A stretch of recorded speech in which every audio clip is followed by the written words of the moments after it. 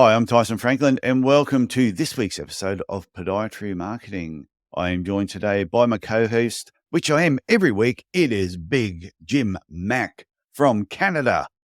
Hey, Jim, how you doing? Tyson, I'm doing fantastic. Thanks as always for the flattering intro. You really know how to pump me up and get me ready for the conversations we're going to have here on the podcast. Okay, I've got a quick Canada question. So you're in Quebec, is that I right? am. Yep, Right. that's right. So does Quebec treat themselves differently to the rest of Canada? Yeah, for example, French is the official language of Quebec. So we're a French first province. People do speak English here somewhat, but that's probably the biggest difference is that it's a French first province. Okay, now let's talk to Italians, for example, and they're from Sicily. If you say, oh, you're Italian, they go, no, I'm Sicilian. Then they Yeah, go, well, it's part of Italy, but yeah, they do look at themselves a little bit different. it's very similar here. I think I would say like in the US, right? People, are you from the US or are you from Texas, right? Or if you're from, that's how I compare it to, right? If you're from Canada but you live in Quebec, you're most likely in your French speaking, you're going to say like Quebecois. So Oh, that's how you identify. But it all varies, right? I'm an American immigrant living in Canada. Everyone's got their own stories. yeah, I must admit, that's one thing I have noticed in America. Whenever you ask someone, oh, where are you from? They won't just say, oh, I'm from Detroit. They go, I'm from Detroit, Michigan. Right. They always put the town they're from and then they'll mention the state. So it'd be like me, ask me, where am I from? And I say, I'm from Cairns, Queensland. Instead of normally I'd say, I'm from Australia, just I'm over there. It's easier. Yeah, I don't know. It's a little different. I guess there's what I haven't grown up in the US. I forget how big it is. What 340 million people and lots of big cities. So I guess people like to be specific when or maybe they're proud of their state as well. It's not that you're not proud of Queensland, but Oh, no, yeah, Queensland. We're proud Queenslanders. Yeah, don't say we're from anywhere else other than Queensland. for sure. Definitely don't say we're from New South Wales. I would never say that. I know better. I know better. No. Lots of rivalries there. Yeah, and the New South Welshmen, they'd say the same thing. How dare you, don't say I'm a Queenslander. But they're going to say Queenslanders and Canadians and go, hey, so they reckon. Yeah. Anyway, I love at the beginning of I like the banter that has nothing to do with marketing. So just call it. We need a new podcast called Podiatry Banter or non podiatry banter, and see how that podcast goes. I'd enjoy that. I'd enjoy just the banter podcast, Yeah, but non-specific. unfortunately, I think most people when they tune in, they're hoping to maybe learn something more than what it's like to live in Quebec or in Queensland. But I enjoy talking about it. Yeah. Okay. So let's move on. After 3 minutes, let's move on to today's topic, which is So today we're going to talk about understanding when to use search versus display advertising. I think it's something that gets brought up a lot when I talk to clients or people I'm working with their digital marketing. Really understanding the basics and when to use one and when to use the other. first, I think you should explain the difference. Yeah, so we're talking about search advertising. We're talking about type something into Google or Bing or Microsoft search, and you get the links at the very top of the page, and you'll have a tiny little label that says ad on them now. Yeah. You can barely tell unless you really look for it now that it is an ad, but most people know that is an ad. And we'll get into what the benefits of those are, but these are very relevant. These are type in, let's say, podiatrist near me, and you're going to get a search result in a search page that comes back like that.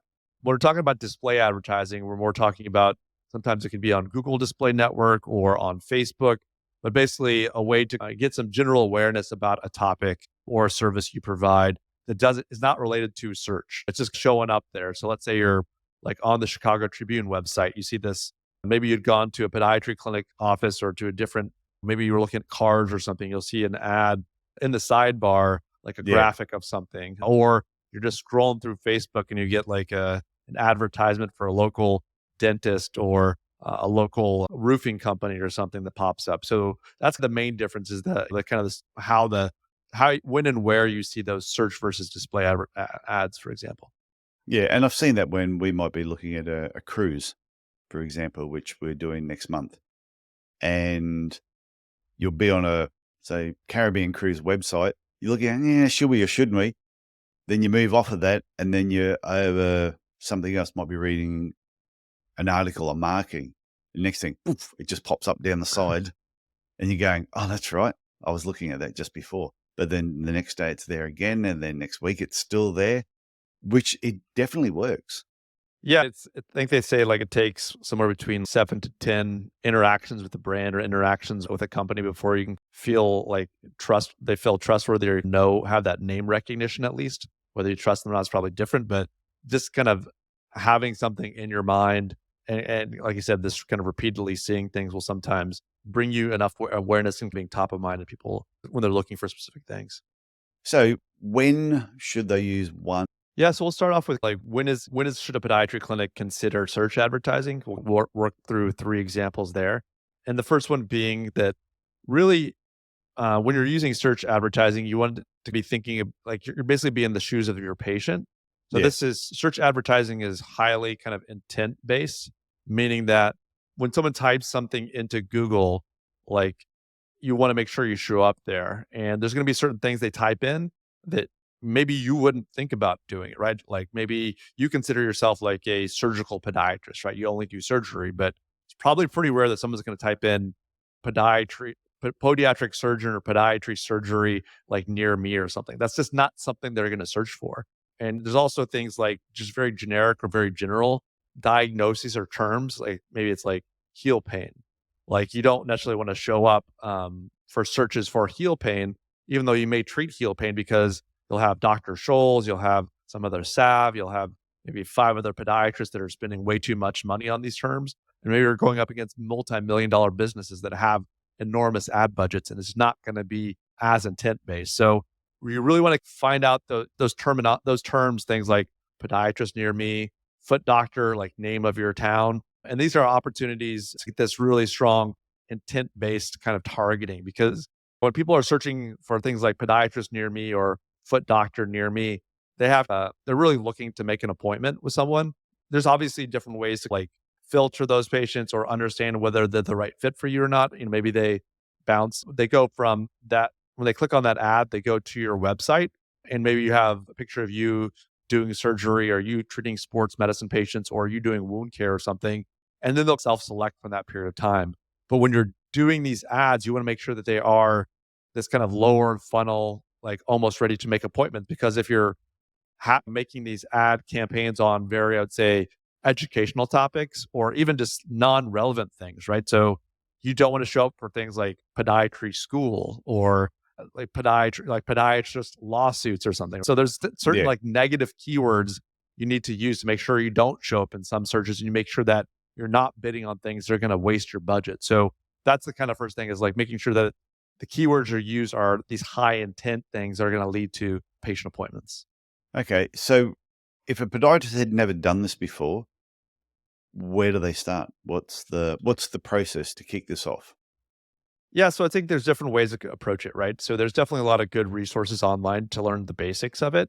And you just have to be a little bit aware that there's different levels of the platform that like basically Google will show you when you're doing ads. There's like the basically give us your money and we'll decide all of these things for you. And while that might seem convenient, I don't recommend it. If you have more time than money, you can learn how to do the pro version of the pro dashboard version of it. I like Or that, more time than money.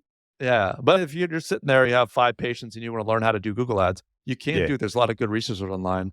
But once you have more money than time and you wanna make sure that you're spending each dollar wisely, working with not to toot my own horn, but I do this for clients and I do this for my fellow podiatrists, but someone that has experience really going after and knowing the right keywords and the right ways to write these ads so they're number 1, trustworthy, and number 2, super effective to make sure that you're spending your budget wisely. So those are the ways to get into it if you think that search advertising is something you want to consider. And I would say it's probably generally the first type of advertising that people should consider because it does have higher conversion rates than display advertising. When people are actively searching for something and they're looking for it, and if you use those right keywords, if you're spending $15 to get a new patient through Google search ads, like you would do that all day because you're like the kind of return on investment would be so huge. But depending on where you live at, you're either going to be limited by search volume, like meaning like there's only so many people looking for podiatrists near me because you're maybe in a medium-sized town or a smaller area, but there is a certain amount of volume there. Or you live in a big city where there's just so much competition. If you're in New York City, yeah, there's millions of people, but obviously there's other people using search ads at the same time. So you will get these higher conversion rates using search ads, but you have to know that it is relatively limited, either through the search volume or limited by competition. So should you be a lot more specific about your location? Like really narrow down your location? So instead of saying New York City, which is quite big, is there like another way you would say that to give a better indication of where you are? Yeah, that's a good point. And I think the third aspect of utilizing these search ads over display is that local relevance can be a factor.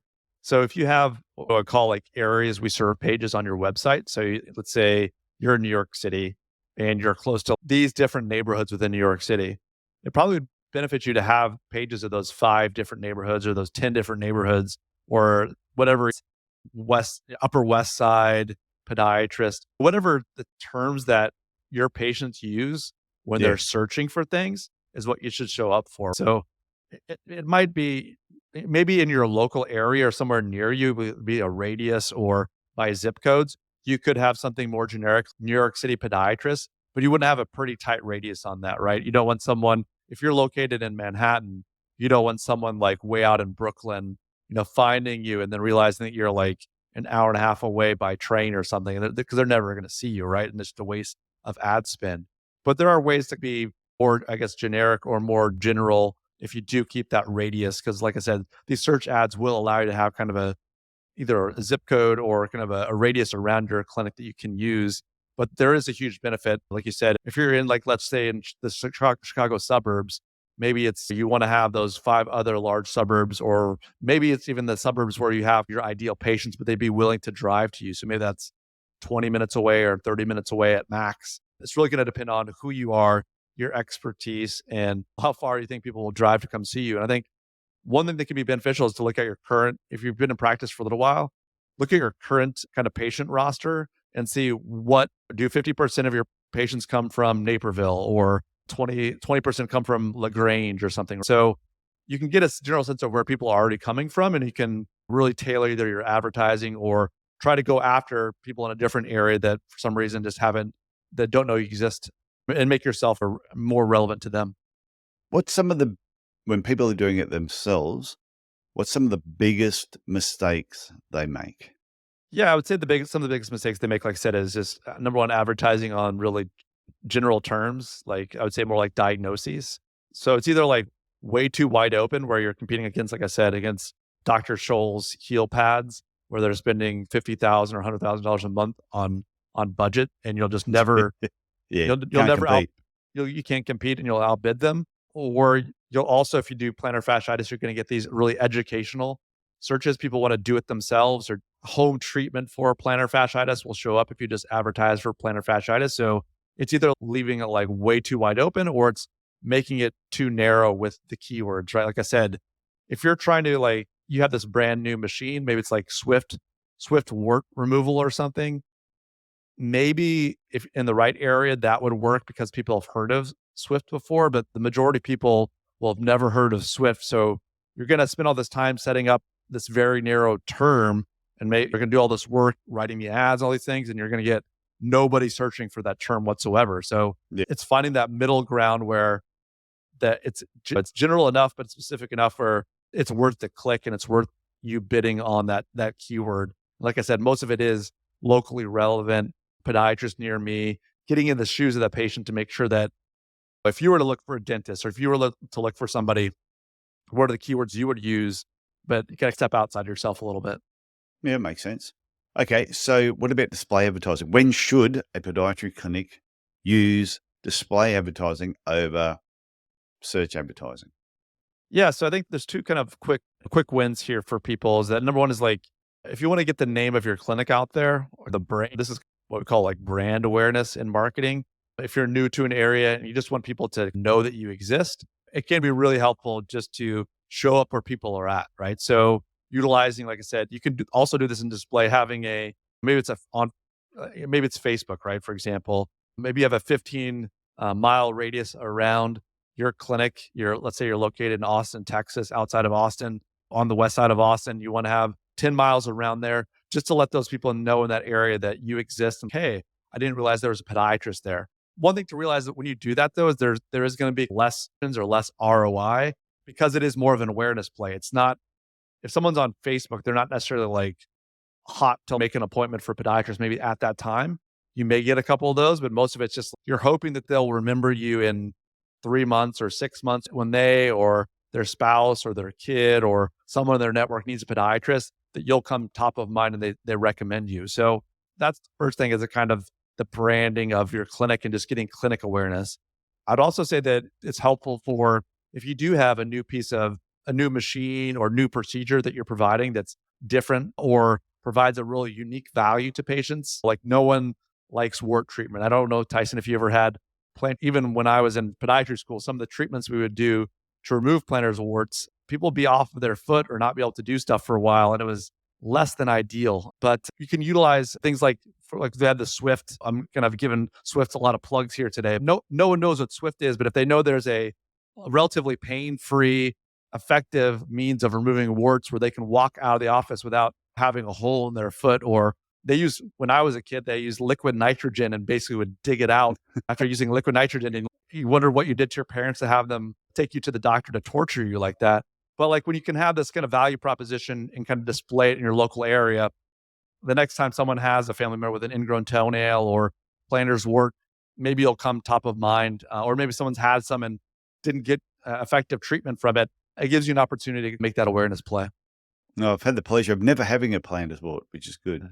I actually had a You're wart. lucky. I think I had a wart once on my knee when I was younger or something, and I fell off my skateboard and got rid of it pretty quickly. So that's my recommendation if they're on your knees. You just scrape them along the road, and it's almost like probably using a Swift. There you go.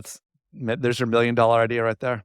Yeah, just you're patient out in the road, just drag the foot, drive along in the car and just now put your foot out the car door at 25 and just let it drag along the floor for a bit. Yeah, not really acceptable treatment. What else about display advertising? Anything else that people need to, and I understand the awareness part, because it's like even just traditional marketing. When you see billboards and things on the back of buses, that is really, very few of them have a call to action. It's really we just want to be seen on a regular basis. And by being seen when they need us, and then one of our display ads pops up later. So these two things actually work hand in hand, where you can use display advertising as awareness and then search advertising specifically to remind them that you're there. No, exactly. You probably will run, like you mentioned, you'll run a brand campaign in your search ad. So if people do type in your clinic, that you do your name, your clinic's name, so you show up. But like I said, the display advertising gives you that kind of first line of general brand awareness or clinic awareness. But the next step, as far as getting a little bit more filtered when it comes to who sees these advertisements on display, is utilizing targeting specific demographics. So a lot of Facebook and also on Google Display and other display ad providers, you can say, okay, we only want people between these ages, right? Does it make sense to advertise to people under the age of 18? I would say no. You probably want to advertise to their parents, right? They're going to ignore any kind of advertisement you have. So just making sure that you're targeting, being seen by people that are the decision maker is really powerful. And also it helps save your budget as well. Because basically with display advertising, every time a page loads, they're like charging you a fraction of a cent for whoever sees it, whether they take an action or not. So I think that's an important component to know as well, is that display advertising they're going to get charged by how many people see it and not necessarily by how many people click on it like you do in search. So you have to that's a big difference. It is a big difference. So you have to be aware of that, and you really want to show these display ads to the people that you want to be your patients. So whether maybe you really want to treat, you're like wanting to treat like female athletes or something, or male athletes, or there's ways to change the demographics of your campaign, or you can make two different types of campaigns with the display, right? So maybe you only want to show women a female athlete, or you want to show men a male athlete, or maybe the vice versa. You can test those things out. So there's different ways to utilize the demographic information, not only of the person searching, the person that's being shown the display ad, but also how they react to some of the creative that you have there, the images that you show. Okay. And this is so display advertising is a lot about, you can just have the display ad there, but this is where remarketing comes into it. Yeah. So there's different, obviously, like I didn't break it out from when we talk about display, we usually talk about images, but it can also be Video marketing is another form of media that can be utilized for display advertising. If you search things on YouTube, you're usually in the top left-hand corner. There's some non-relevant thing that's not a video you really wanted to see, but Yeah, there if you is always now. yeah, it's always there. So those are different types of display. But getting into what you're talking about with remarketing there is that it's like we talked about previously, is that if someone comes to your website, or maybe they clicked on your Facebook page, there's technology now available that Google or Facebook knows that person was looking at it or spent time there. And what you can do sometimes, and it can sometimes vary between countries and states, but you can do some remarketing, meaning that they get tagged, they get a cookie, which is like a digital way of knowing like a person went to your website. And then basically, like you talked about previously I don't think you want to follow them all around the internet, but if someone went to your website and then they go to their local newspaper, or they go search something on Google, or they go other places, you can make an image or a video show up in the sidebar. And it can be a beneficial thing because you're not just hitting people cold all the time, right? If you have to build trust and kind of build brand recognition with kind of the more times they see you, the more you might become an option and kind of be top of mind for them. So there are these kind of specific retargeting campaigns or remarketing to really show people that have shown interest in who you are, more about maybe your services, your clinic, the type of care you provide. It just provides another opportunity that you don't get with search advertising. Yeah, I probably noticed that on Facebook more than anything else. Yeah, exactly. I think I've noticed it sometimes when I had Facebook on my phone. Like, I feel like I just talked to my wife about something, or I just talked to a colleague about something, and then all of a sudden I get something that's relevant to what I was talking about. And I'm not wearing a tinfoil hat tonight, but I sometimes wonder when you were on the Facebook app if they have your microphone on the sly. And I don't know. Like I said, no conspiracies here, but it's been a little too creepy at times. I had somebody say that. They go, if you want to test it out, they said every now and then just have your phone near you and start talking about a particular subject. There's totally something you don't want, but keep talking about it. And like trips to Africa. So we keep saying trips to Africa. I've got my phone in front of me here. And they said, and eventually, say it after a couple of days, and you'll be on something, and trips to Africa will turn up in display ads. That's a Yeah. conspiracy theorist, yeah.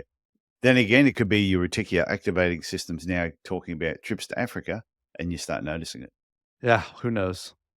So have you got anything else to say on this subject before we wrap up? No, I think that's good. I think there are definitely, different times to utilize search versus display. If you don't know what those are, feel free to reach out to me, send us a message. I'm happy to give you some advice or kind of give you some best practices. But no, I think that was a pretty thorough rundown of those differences and the best times to use them. So I like to call mine not traditional anymore, evergreen. It's There you stuff go. that just always works regardless of what's happening in the world, or because social media and the whole online world constantly changes. So you always have to be on top of it. Yeah. I don't want to be. That's why I let you do that. I just follow what other people are doing. But there's evergreen and traditional marketing that I think will always be there. And like they say, platforms change, people don't. Yeah, I like that. Yeah, so it's something people remember. Just platforms and different types of marketing will always change, but people don't change. So certain things that worked 100 years ago still work today. I look forward to talking again next week. Sounds like a plan, Tyson. Okay, Have a good see one. ya.